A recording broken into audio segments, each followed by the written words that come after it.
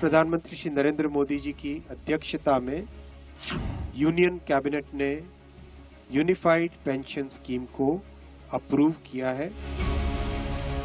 मरकजी सरकार ने सेंट्रल गवर्नमेंट एम्प्लॉयज के लिए यूनिफाइड पेंशन स्कीम यानी यूपीएस का ऐलान किया है। कांग्रेस ने यूपीएस में यू पर जोर देते हुए मरकजी सरकार के फैसले को यू टर्न करार दिया। हालांकि इस मुद्दे पर कांग्रेस की राय भी बटी हुई है। एक तरफ कांग्रेस सदर यूपीएस को यू टर्न बता रहे हैं तो दूसरी तरफ कांग्रेस सांसद प्रमोद तिवारी यूपीएस को एनपीएस का सिनोनिमस बता रही हैं।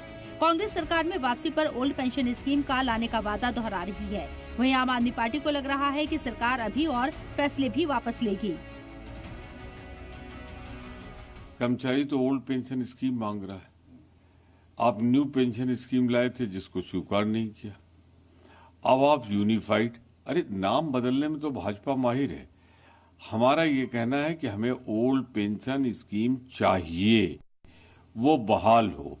जिस तरीके से केंद्र सरकार के एम्प्लॉयज ने इस बार भारतीय जनता पार्टी के खिलाफ वोट दिया, भारतीय जनता पार्टी की अकल थोड़ी ठिकाने आई है और मुझे लगता है कि बहुत जल्द और भी अन्य जो इन्होंने फैसले लिए, जैसे इन्होंने अग्निवीर का फैसला लिया जिसके अंदर लाखों लोगों को का जो सपना था फौज में जाने का उसको तोड़ा, उस फैसले को भी बहुत जल्द वापस लेंगे।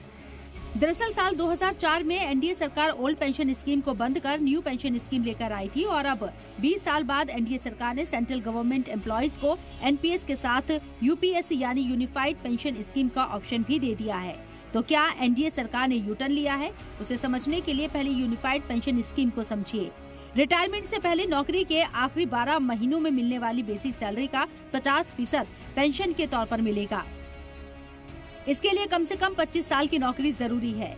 10 से 25 साल के बीच अपनी नौकरी पूरी की है तो पेंशन उसी हिसाब से एडजस्ट कर दी जाएगी। मुलाजमीन ने कम से कम 10 साल की नौकरी पूरी की है तो हर महीने कम से कम 10,000 रूपए पेंशन के तौर पर मिलेंगे। सरकारी मुलाजिम अपनी तनख्वाह का 10% यूपीएस में कंट्रीब्यूशन देंगे। सरकार का कंट्रीब्यूशन अब यूपीएस के तहत 18.5% किया जाएगा। यूपीएस एनपीएस के मुकाबले मुलाजमीन के लिए फायदे का सौदा है, जो एनपीएस और ओपीएस के बीच का रास्ता नजर आ रहा है।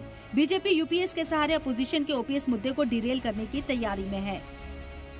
मैं समझता हूँ ये देश के जितने सरकारी कर्मचारी हैं उनके लिए बहुत ही खुशी की बात है और ये मुझे लगता है देश के लगभग 10 करोड़ लोगों के लिए, 10 करोड़ परिवारों के लिए एक बहुत बड़ा समाचार है। नरेंद्र मोदी जी को धन्यवाद। हिमाचल असेंबली में कांग्रेस ने ओल्ड पेंशन स्कीम को मुद्दा बनाया था और सरकार बनाने में भी कामयाब हुई थी, लेकिन राजस्थान में ये मुद्दा चला नहीं और कांग्रेस ने इस मुद्दे को ठंडे बस्ते में डाल दिया। लेकिन अब मरकजी सरकार की तरफ से यूपीएस की पहल शुरू होने के बाद ओपीएस वर्सेस यूपीएस की बहस तेज होने वाली है। ब्यूरो रिपोर्ट, सलाम टीवी।